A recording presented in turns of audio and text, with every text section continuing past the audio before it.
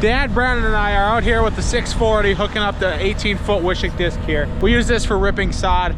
Dad's gonna go out and disc some pasture ground that we have just picked up. There's not much to rock in it, so gonna get ripped up with this, and then we'll take the quick till over there and quick till it. Right now, Brandon's airing up some tires with the little Milwaukee here. I think it must have died.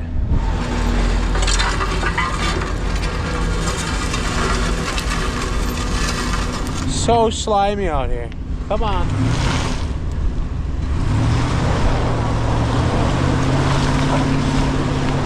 Giving her smoke. Fight. Brandon, did you know you had this tire flat on the top and the bottom? Yeah. It was flat. I suppose all grease for Dad. Can't have the old man doing physical labor. That's what he always tells us, at least. I'm under here airing these tires up, and the valve stems are rotted away. One downfall of having these kind of discs and stuff sitting outside. Gonna remove it and put a new valve stem in it.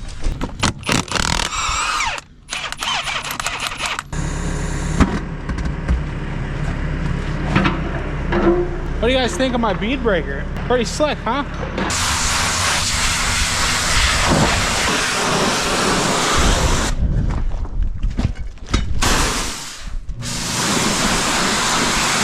There, I got it washed up so it's actually workable now. Well, we can't go out combining because it's foggy and too wet, so we may as well be farming in the shop. Running the scrubber. Technicians here working on a combine. They're gonna get it pulled in here in a moment. I love this thing. Gonna have such a clean shop floor all the time now. We also got a sweeper. Got the quick tail. We just arrived down here in the field where Dad is currently wishing discing. We brought it out. It's too wet to combine right now to see what it's gonna do here. So we're gonna get this puppy unfolded. Okay, now we have to put that one in the float and number 4 in the float. The two that we just used unfold that we put into float, so that way the wings can pivot up and down, and it can also forward and back when it needs to over hills. Working width is technically 40 feet, 0 inches. Okay, we're gonna give this a whirl. Now with these quick tills, they like speed. Is speed gonna happen? Is speed gonna happen in this field with how rough it is? Yeah. Okay, let's see what kind of speed we can get out of it. Kind of a rocky hill right here. That's why you put it in float, so she can flex over hills like that. Okay, we are not getting the depth. And it looks like we have some spacers in. So we're gonna go around and we are gonna pull out all them spacers.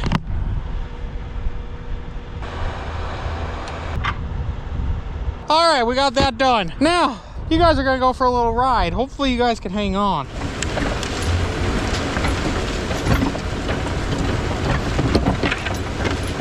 Too deep is not working either because all it's doing is plugging up.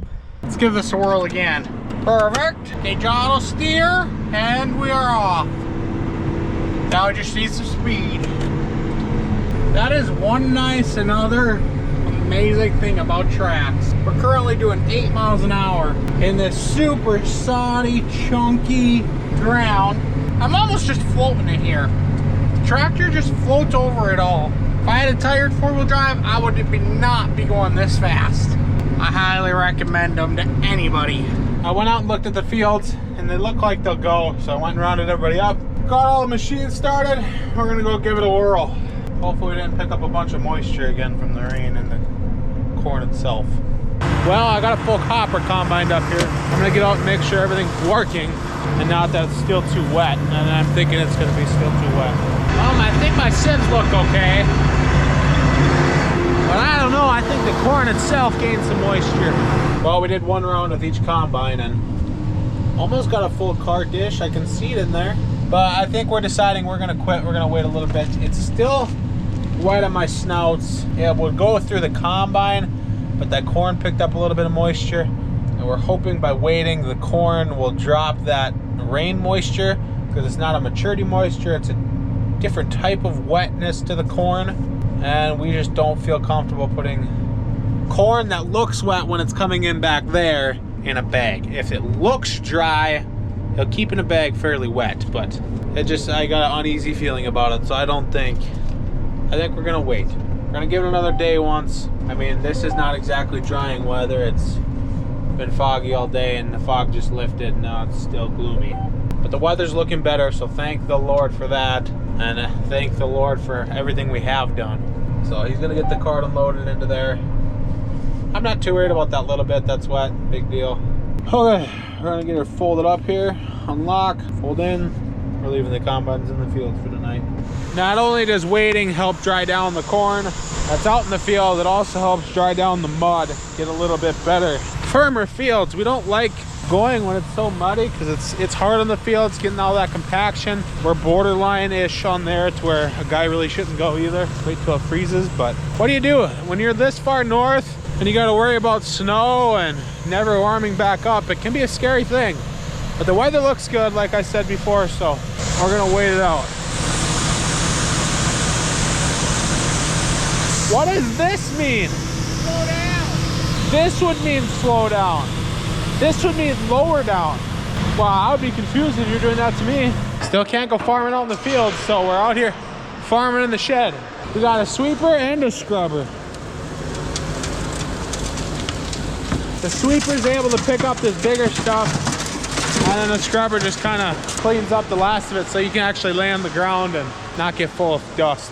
Now you guys might be wondering why we went and bought a floor scrubber and a sweeper. And the simple answer is because we're lazy. So, me and Brad are gonna drive in circles and race each other around. Scrubbing. Dad had to pull the disc in here to get a little bit of maintenance done this morning. He got the first pasture done, the ripping side. Now he's gotta go back here and do another one. Yesterday we were able to run, but I just left the yard without grabbing a camera and went the whole day without recording nothing. We ended up getting the bag filled last night. So this morning we just got a new one put on. All the combines are warmed up. We're heading out, hoping for a big day today. I hope by the end of the day that this bag is completely full again. We just got to the field.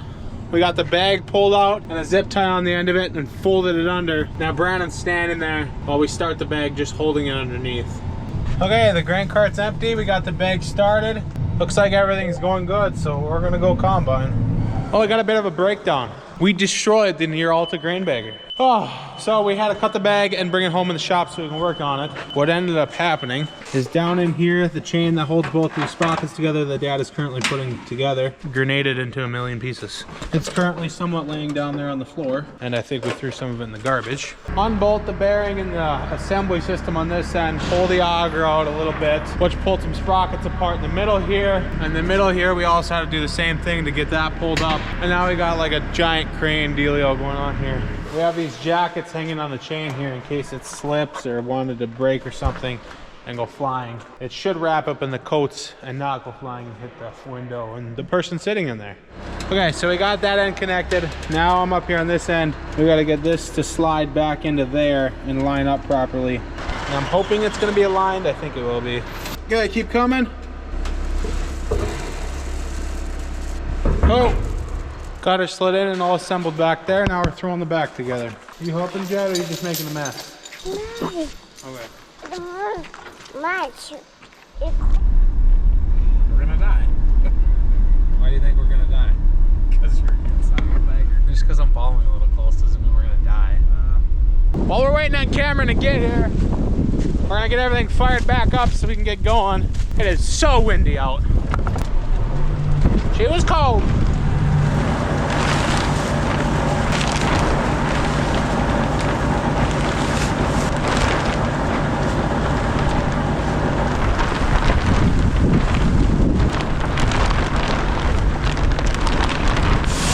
I think we're back in business. That's definitely a full bag. I think part of our problem is the tractor's too big. It doesn't want to push it forward. We are really struggling with this bagger, and it's shearing the bolts and overstretching the bag. So we've been having to kind of pull ahead and stuff. It's just not working. We really want it to work. I don't know what we're doing wrong, if the tractor's just too big. I don't think it's supposed to be doing that either. Side hilling corn in a combine is very interesting. You can see my cones are at an angle like that, trying to stay in. And And I'm also trying to record at the same time, so that's part of the issue. They're right there. Okay, so you can see how my cones are at an angle, how steep of a hill I'm on here. I don't know if way back here at the camera angle shows justice on how big that hill up there is. I mean, it's huge. When we're climbing up it, the combines spin. Like right now in front of me, they just stopped because they're gonna be on the sharp side hill. So the grain cart stopped, getting Brandon unloaded, so he's empty, going on the side out the combine. It's very tedious and you really gotta plan it out. When you're up on the top of that sucker, you can see for miles. The farm's a ways away and you can see well past the farm. You can almost see the town on that sucker. Brandon made a split through the corn there for JT to get around the giant hill so he doesn't gotta go up it or around it the long way. I mean, Brandon side hill and you can see him climbing the ravine up there. And it gets to be so steep that auto steer doesn't work. I typically have to take over and steer by hand. Even RTK can't handle these hills. Should not be recording and trying to do this at the same time. Nice and easy. There's the grain cart way down there. It just looks like a little ant when you're up on this hill. And this is why we run 790s, because in big hills like this, or hilly fields, and regardless, like there's another hill Brandon's climbing in front of us. It's not giant, but it's another hill. These 790s really shine compared to a 780 like we had last year. That extra horsepower when you're climbing them hills and you got big yields really makes all the world of difference. Okay, JT, now we do one of the unload and go reversio dealios. I was joking, but I guess he's serious. This is what we call efficiency. He couldn't really go up and turn around up there because there's kind of a slough. So he just pulled up behind me and now he's kind of getting a little close. Yeah, we're a little too close. Well, we made it for a little while. He's just not the greatest at backing up. Something I want to take a little bit of time and take a look at here. I wonder why this is. So I got this nice, beautiful corn here, good and tall. Why is it I got this one random plant that's like another 2 feet taller, 2.5 feet, maybe even 3 than the rest? Just a oopsie kernel? Is it like a longer day kernel? Well, we drew this giant plant, and this is our cob. Like, I wonder if this isn't like 100 and something day corn or like a silage corn or something versus our 87 day corn. Now here's the cob that was right next to it. There's a bit of a difference there. Guys should let me know if you guys know what happened. Why did that one plant grow way taller than the rest? Put on this pathetic cob with like 7 kernels on it. Can't be throwing away the profits, gotta put it in the header.